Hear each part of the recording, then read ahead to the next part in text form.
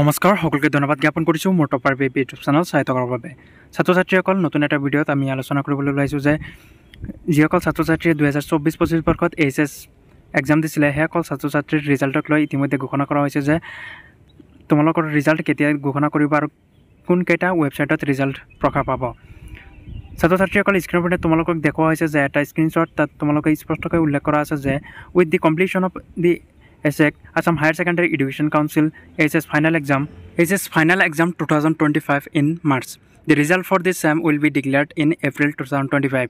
ইয়াত উল্লেখ কৰিছে যে এপ্ৰিলৰ শেষৰ ফালে বা এপ্ৰিলত তোমালোকৰ ৰিজাল্ট ঘোষণা কৰিব, কিন্তু এইটো সঁচা কথা যে তোমালোকক কেতিয়াও এপ্ৰিলত ৰিজাল্ট ঘোষণা নকৰে। তোমালোকৰ ৰিজাল্ট ঘোষণা কৰিব মে'ৰ লাষ্টত নহ'লে জুন মাহৰ প্ৰথমত তোমালোকৰ ৰিজাল্ট ঘোষণা কৰিব। চ' ছাত্ৰ ছাত্ৰীসকল তোমালোকৰ কোনকেইটা ৱেবছাইটত ৰিজাল্ট চাব পাৰিবা, চেক কৰিব পাৰিবা, সবিশেষ এইটো ভিডিঅ'টোৰ যোগেদি তোমালোকে স্ক্ৰীনৰ ওপৰত দেখুওৱা হৈ আছে। তোমালোকে লক্ষ্য কৰিব পাৰা যে তাত ইয়াত ৰোল নম্বৰ বহাই তোমালোকে ৰিজাল্ট চেক কৰিব পাৰিবা এইকেইটা ৱেবছাইটত।